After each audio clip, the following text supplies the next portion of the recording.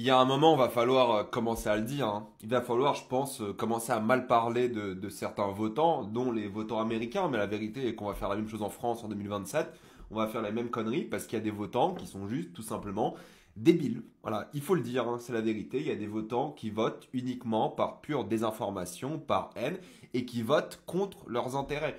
C'est majoritairement les gens pas éduqués et pauvres qui ont voté comme Trump. Il n'y a aucune politique de Trump qui va aider les gens pas éduqués et pauvres. Sans même parler évidemment de l'Ukraine, à quel point Trump est pro-Poutine, sans parler à quel point il est pro-Israël, sans parler de l'OTAN, à quel point il déteste l'OTAN, alors que selon l'OTAN aujourd'hui il n'y aurait plus d'Ukraine.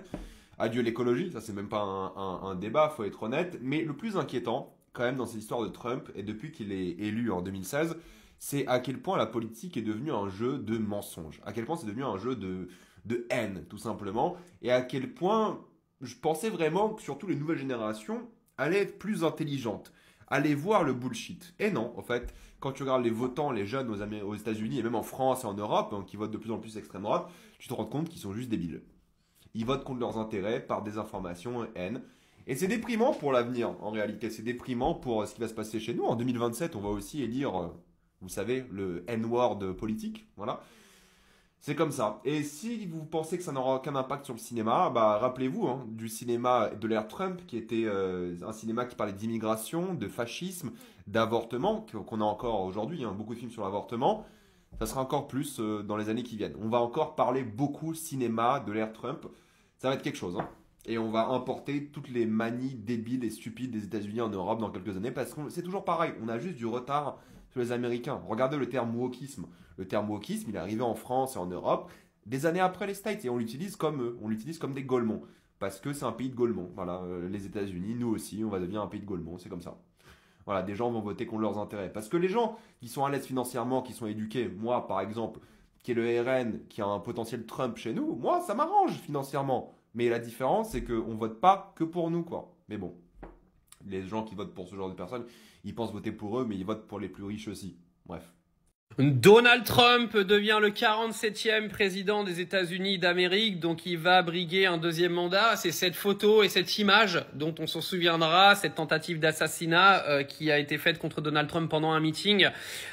Donc il est passé à deux doigts de la mort pour se retrouver quelques semaines plus tard président des États-Unis. Alors à l'heure où je vous parle, la Pennsylvanie vient de rentrer dans la poche de Donald Trump, donc il a atteint les 270 grands électeurs, mais c'est une victoire énorme car il va récupérer le Sénat, la Chambre, etc. C'est-à-dire que c'est une victoire totale de Donald Trump aux États-Unis. Il a même obtenu le suffrage populaire, c'est-à-dire une majorité sur les suffrages directs, c'est-à-dire les votes de la population américaine. Et c'est quand même un cataclysme aux États-Unis car ils annonçaient vraiment un suffrage très serré. On voit qu'aujourd'hui la victoire de Donald Trump est totale et très large. Alors concrètement, qu'est-ce qui va changer? On va le voir. Nous, ce qui nous intéresse, c'est surtout la géopolitique. Qu'est-ce qui va se passer entre la Russie et l'Ukraine? Donald Trump va-t-il réussir à faire asseoir Zelensky et Poutine à la table pour des négociations? Va-t-il y avoir une évolution au Proche-Orient? Ça, j'en doute. Le gouvernement américain actuel a de toute manière assez fait de carnage pour qu'on vienne aujourd'hui cataloguer Trump d'escalade du conflit au Proche-Orient. Je pense que Kamala Harris et Joe Biden ont fait leur travail déjà de financer Israël à gogo et je pense que ça ne changera absolument rien. Maintenant, au niveau de la France, oui, ça va être un problème cette élection de Donald Trump parce que Trump est un conservatif, c'est un pro-Amérique et donc il n'est pas spécialement fan de l'Union européenne et de l'OTAN. Il veut également continuer ce qu'il avait fait durant son premier mandat, c'est-à-dire une augmentation des taxes de douane. Donc c'est-à-dire que tout ce qui va rentrer aux États-Unis va être taxé encore plus. Donc ça veut dire qu'il risque d'y avoir d'énormes problèmes pour Emmanuel Macron et la France pour exporter leurs produits aux États-Unis. Je tiens à vous rappeler que la France est un des pays qui exporte le plus au monde, que ce soit de l'aviation, des véhicules, du fromage, du vin, du champagne, du cognac. On est un énorme pays exportateur et les États-Unis sont un de nos meilleurs clients. Et aujourd'hui, l'augmentation des taxes de douane va faire très mal à l'économie française, qu'on soit clair. La victoire de Trump aux États-Unis, écrasante face à toutes les forces du système, va donner du courage à tous ceux qui se battent pour libérer la France, à tous ceux qui ont vu le message passer là-bas très fort, reprendre le contrôle du pays. C'est d'ailleurs ce que vient de déclarer Trump dans son discours de victoire. C'est le jour où les Américains ont dit on reprend le contrôle du pays. Oui. C'est le jour où les peuples se sont réveillés face au mondialisme. C'est le jour où les peuples ont dit stop aux fauteurs de guerre, à ceux qui veulent nous censurer, à ceux qui nous volent, à ceux qui sont corrompus. C'est le jour où le peuple a relevé la tête. C'est le jour où la souveraineté nationale a pris l'avantage sur l'Empire. Eh bien, Français, à nous de nous libérer. Personne ne le fera à notre place, mais l'ambiance mondiale vient sacrément changer. L'Union européenne, l'OTAN et toutes ces structures mondialistes qui nous tuent, qui nous volent notre pays et notre avenir, ont perdu leur principal sponsor et soutien. Le combat a été victorieux là-bas, il le sera en France. C'est un combat de souveraineté nationale, c'est un combat de Frexit, c'est un combat de paix, c'est un combat de liberté, c'est un combat de souveraineté populaire, c'est un combat patriotique et profondément humain. Vive la France et vive la France libre. Oh là là, Trump est passé au pouvoir, Trump est président, l'extrême droite, la montée de l'extrême droite, le racisme n'a plus de barrière, on est finito. T'as tous les gauchistes qui vont pleurer, des vraies larmes premier degré, ils vont pleurer parce qu'aux States, à des milliers de kilomètres de chez eux, il y a l'extrême droite, entre gros guillemets, qui est passée. Crary, leur vie, elle va changer. T'inquiète, ma gourmande, tu vas continuer de te tatouer, tu vas continuer de faire tes soirées le jeudi soir, tu vas continuer d'être au chômage toute ta vie, tu vas continuer de pleurer sur l'inégalité salariale qui n'existe pas.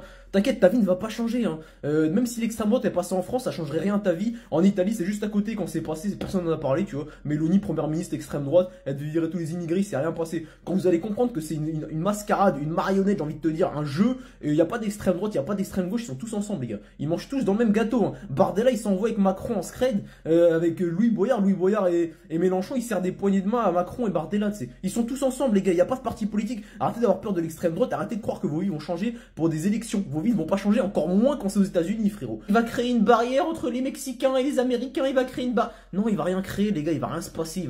Il va s'écouler 50 de plus où vos vies seront toujours aussi nulles parce que vous occupez de l'actualité des autres au lieu de vous occuper de votre actu. Vous n'êtes pas marié, vous n'avez pas de situation, vous n'avez pas de physique, vous n'avez rien et vous vous souciez de l'actu des autres. Arrêtez, les gars, concentrez-vous sur votre actu, les frères, et suivez-moi surtout parce que vous allez être concentrés sur de l'actu bien filtré, bien avec des avis bien élitistes. Waouh, quelle émotion! Depuis 4 heures du matin que je suis cette actualité, mais pour une fois, regardant la télévision, eh bien, on a enfin une bonne nouvelle. Et quelle nouvelle!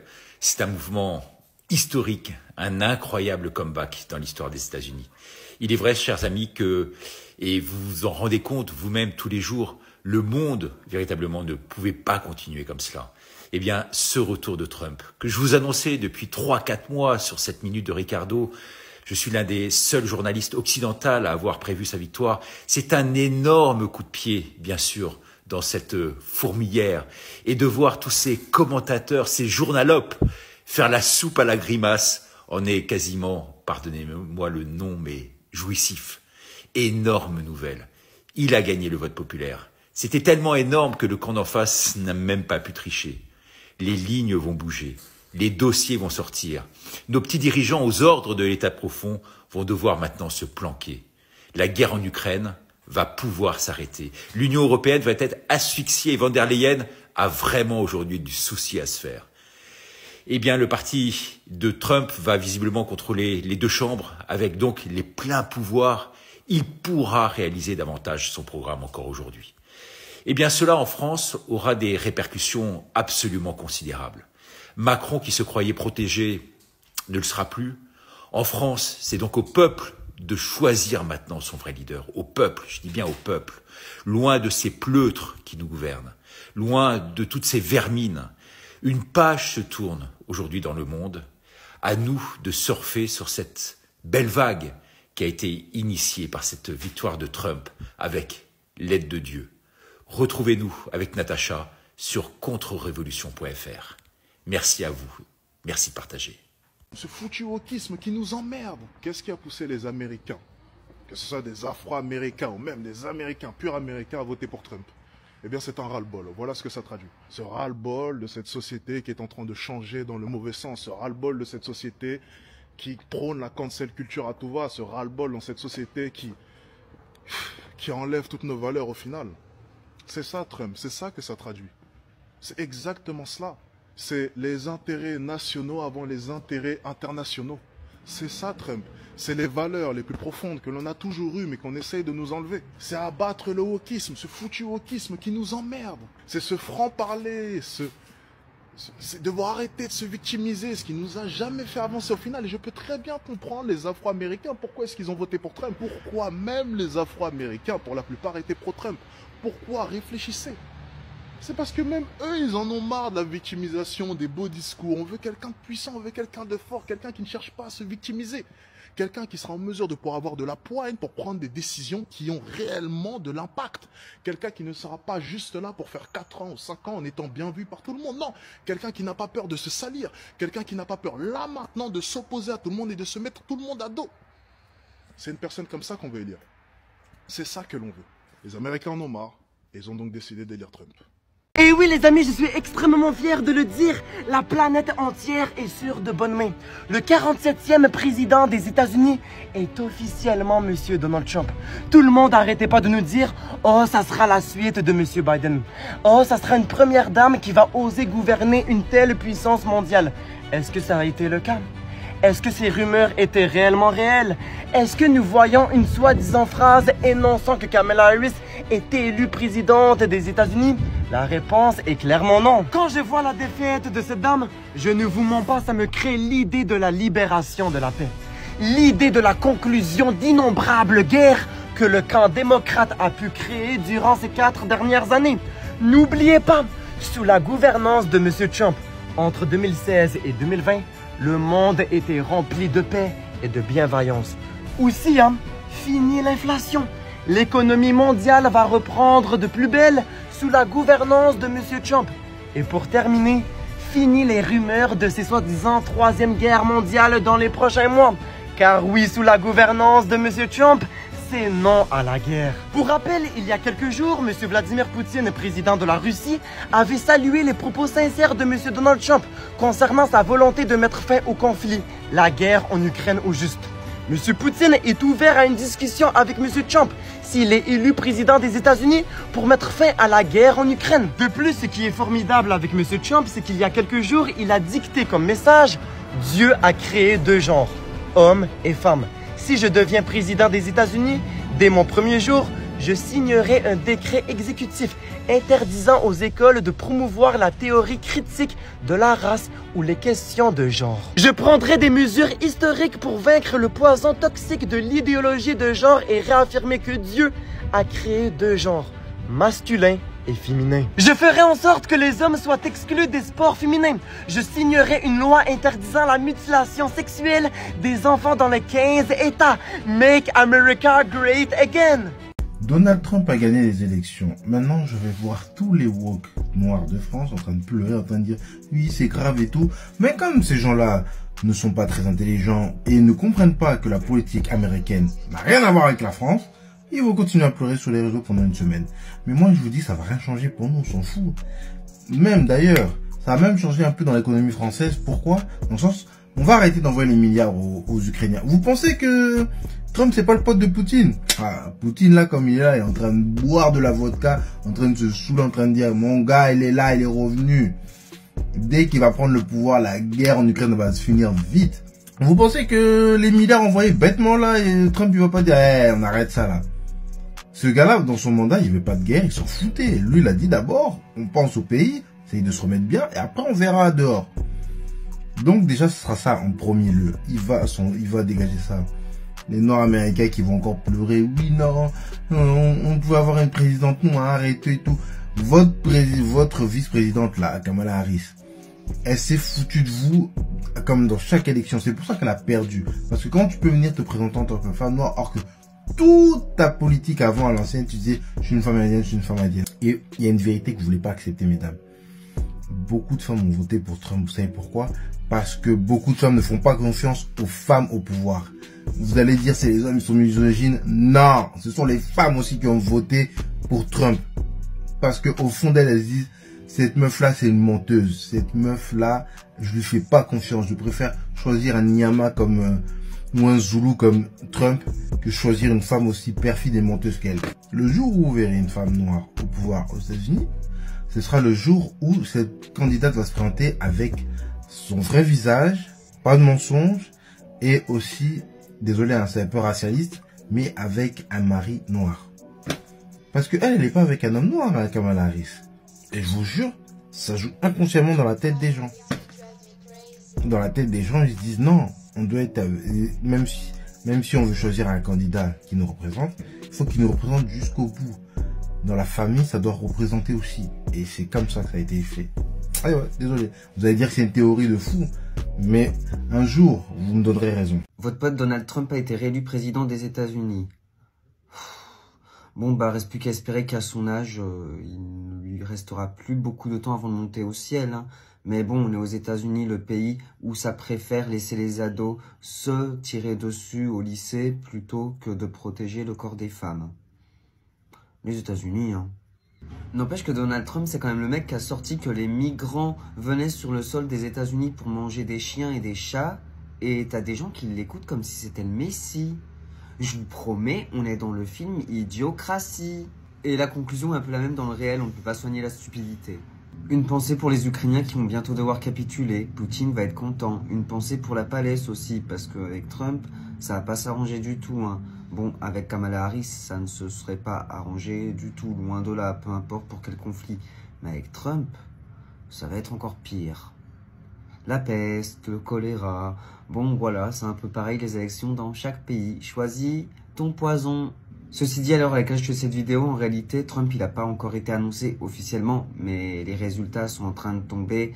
Et bon, il a 95% de chances de passer. Pour votre pote Kamala Harris, c'est foutu.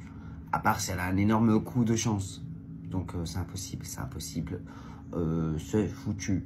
Bonne chance à l'Ukraine, hein. Vraiment, bonne chance à l'Ukraine. T'as l'autre trou de balle qui nous sert de président qui retourne sa veste, mais alors plus vite que son ombre. Écoute, il a tweeté. Félicitations au président Donald Trump, prêt à travailler ensemble comme nous avons su le faire durant 4 années. Avec vos convictions et avec les miennes, avec respect et ambition, pour plus de paix et de prospérité. Il se fout de la gueule de qui, lui, sans déconner? Alors, il a dit de la paix. Alors, Trump, c'est un mec qui n'a pas fait la guerre par rapport à tous ses prédécesseurs et par rapport à Biden. La paix, tu vois, toi, Macron, tu balances des armes et des munitions à la Russie. Voilà. Donc, la paix, toi, t'as pas le droit d'en parler. Tais-toi à tout jamais, ferme-la. Après, il dit quoi? Il parle de prospérité. Nous sommes les laquais des Américains. Nous achetons plus le gaz russe, nous achetons le gaz liquéfié américain hors de prix, par exemple. Nous sommes sous diktat américaine qui nous essore avec l'Union européenne en permanence. Et lui, il parle de paix, de prospérité. Mais il se fout vraiment de la gueule du monde. Le mec, il a honte de rien. Il retourne sa veste parce que si Trump avait perdu, il serait en train de l'incendier sur les réseaux, tu vois. Bravo Kamala Harris, le camp du bien a gagné contre les nazis. Enfin, tu vois, on aurait vu un truc dans ce genre-là. Bon, peut-être pas nazi, mais tu vois ce que je veux dire. Vraiment, et l'autre, il dit comme on a su le faire pendant 4 années. Non, Trump, il t'a pété dessus pendant 4 années. Il s'en est battu les couilles de toi, royal. Le mec, il se place à un grade, où il n'est pas. Hein. C'est affligeant. Actualité internationale du 6 novembre. Les électeurs américains ont choisi, et c'est sans appel, Donald Trump a très largement gagné les élections, aussi bien en termes de nombre d'électeurs que du vote populaire. Kamala Harris n'a pas su faire la différence, elle a mal assumé l'héritage de Biden, elle ne s'est pas distinguée de lui, elle n'a pas proposé un projet mobilisateur et novateur au peuple américain, elle a été trop en défensive par rapport au Trump. Eh bien, en fait, pour l'Europe, c'est un réveil douloureux, mais un réveil nécessaire. Trump considère que l'Europe n'est pas un allié stratégique, il n'en a pas grand-chose à faire. Il considère avant tout et surtout que l'Europe est un rival économique. Et c'est ça qu'il a en tête. Et donc, il ne faut pas que l'on s'en berce d'illusions en disant qu'il va nous protéger contre la menace russe. Au moins, les choses sont claires avec lui. Les choses sont claires, il va le dire brutalement. Donald Trump va défendre l'intérêt national américain et dans sa conception, l'intérêt national américain s'oppose, n'est pas compatible avec les intérêts nationaux des Européens. Eh bien, faisons de même, défendons-nous, défendons nos intérêts et ne nous berçons pas d'illusions d'États-Unis protecteurs, bienveillants, qui nous protègent et avec lesquels il faut être conciliant. Le problème, c'est que le risque, c'est que nous allions en ordre dispersé à Washington, quémander la bienveillance de Donald Trump au lieu de réagir collectivement. Et la faiblesse relative de la France et de l'Allemagne en ce moment ne sont pas, à cet égard, un bon signal. Bon bah ça y est les gars, c'est plié, hein. Donald Trump l'a remporté. Là, ça va commencer. J'en connais un ici, là. Tout doit être en panique totale. Ah ouais, parce qu'il y a du dossier là qui va sortir. Hein. Oh, j'ai hâte de voir ça. Moi, je sais pas vous, mais moi, j'ai hâte de voir ça. Bon, a priori, ça y est, c'est plié, c'est fini. Hein. Déjà, Fox News l'a annoncé tout à l'heure. Donc, c'est fini, c'est mort. Le gars, il est élu. L'équipe qu'il a autour de lui, il va y avoir un ménage, mais qui va éclabousser le monde entier. Que ce soit un ménage au niveau politique, au niveau de ce qui se passe avec les enfants, que ce soit au niveau de l'industrie agroalimentaire, avec Kennedy, la santé, Elon Musk, je sais pas quel rôle il va jouer, mais je pense qu'il va aller s'occuper un peu des GAFAM. Ça va être bien, hein, ça va être vachement bien même. Ouais, je suis content en fait, si vous voulez. Moi, je suis content parce que tout ce qu'on a vécu toutes ces dernières années, c'est ni plus ni moins que le diktat américain en fait, des démocrates. Et donc maintenant, c'est en train de changer. Et on verra ce qui va se passer. Alors c'est pas miraculeux, mais on verra ce qui va se passer. Mais en tout cas, il y a beaucoup de choses qui vont changer. J'ai hâte de voir ça. Allez, dites-moi ce que vous en pensez. Bon, on vient d'avoir les résultats des élections présidentielles aux États-Unis et c'est Donald Trump qui a gagné. C'est juste pour faire un petit rappel qu'il n'a pas été élu sur son programme politique, mais uniquement sur sa personnalité. C'est-à-dire que le mec n'a pas été élu sur ce qu'il proposait aux Américains, mais uniquement sur sa personnalité, comme si c'était un influenceur. Et ce qui se passe aux États-Unis va potentiellement, voire même très probablement, se passer en France. Et quand je vous dis qu'on a pu élire un homme politique, non pas sur son programme, mais sur sa personnalité, normalement, ça vous fait penser à quelqu'un de la vie politique en France. Il s'appelle Jordan. Et en fait, c'est de plus en plus inquiétant parce que maintenant, la politique, ce n'est plus du ressort de l'intellect, de ce que la personne va nous proposer pour changer nos vies, pour les améliorer, mais sur sa personnalité. C'est-à-dire qu'il y a des millions de personnes qui ont voté pour Donald Trump. Après, aux États-Unis, ça se passe pas comme en France où tu votes directement pour le président, mais tu dois voter pour des personnes qui, elles, vont voter pour le président. Enfin bref, vous avez capté le délire. Mais c'est très inquiétant. C'est très très inquiétant. Et vraiment, ce qui se passe aux États-Unis là en 2024, ça se passera probablement comme ça en France en 2027. Parce que Marine ne va potentiellement pas pouvoir être éligible à cause du procès qu'elle est en train de vivre à l'heure actuelle. Et du coup, ça va être à Jordan de reprendre le flambeau. Et Jordan n'est pas aimé sur le programme qu'il propose, mais sur sa personnalité, comme un influenceur. Je sais pas si vous voyez où est le problème. Il va diriger la première puissance économique au monde parce qu'il est cool.